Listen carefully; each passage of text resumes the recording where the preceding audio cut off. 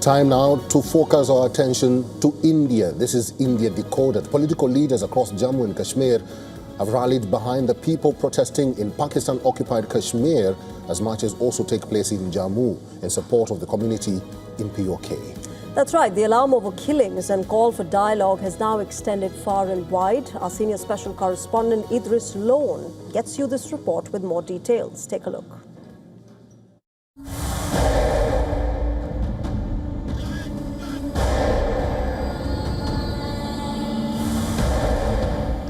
The visuals from Pakistan-occupied Kashmir in the past few days and even now has triggered global shock.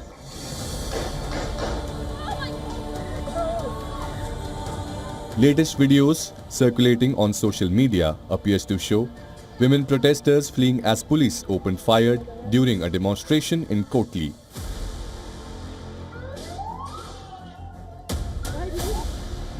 "50 women were reportedly injured as police resorted to lathi charge, pellet guns and tear gas shells.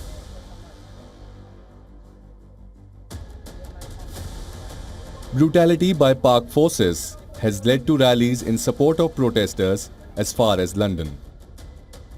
Hundreds marched from Hyde Park to the Pakistan High Commission in London, raising slogans in support of people of POK.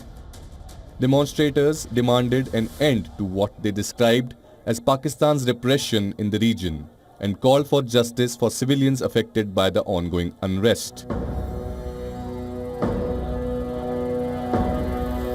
Even in India, political leadership of Jammu and Kashmir has raised an alarm over protests and killing in Pakistan-occupied Kashmir. People's Democratic Party President Mehbooba Mufti has condemned Pakistan's use of force against peaceful demonstrators and called for a humane and dialogue-based approach to resolving the crisis. Mainstream political parties, along with other leaders in Jammu and Kashmir, have displayed rare unanimity in denouncing the developments across the line of control. From National Conference President Farooq Abdullah and PDP Chief Mehbooba Mufti to separatist voices, there is a broad consensus that the use of lethal force against peaceful protesters is unacceptable. Mufti described the images emerging from across the LOC as heart-wrenching and urged the Pakistani government to abandon the use of force in favor of dialogue.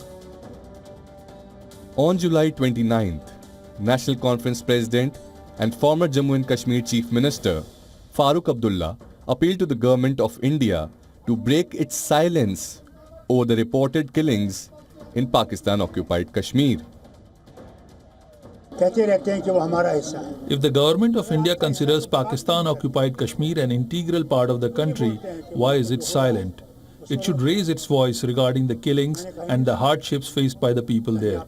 No official statement from New Delhi on the issue. His son and current Chief Minister of the Jammu and Kashmir, Umar Abdullah, also expressed deep anguish and concern over the prevailing situation in different cities of POK. The reports emerging from the region are deeply disturbing, noting that ordinary innocent citizens are being targeted and force is being used against them. I hope that peace and normalcy will be restored there as soon as possible.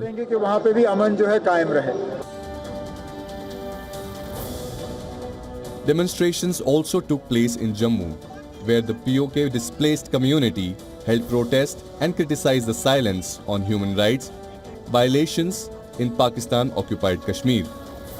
The political leaders in Jammu and Kashmir have started rallying behind the protesters in the Pakistan-occupied Jammu and Kashmir. The former Chief Minister of Jammu and Kashmir, as well as the President of National Conference, Dr. Farooq Abdullah, has said that the Indian government should intervene, and he has also asked the United Nations to look into the civilian deaths that have taken place in Pakistan-occupied Jammu and Kashmir.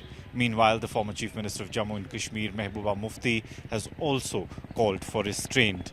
With video journalist Firoz, Idris Lone for WION World is One.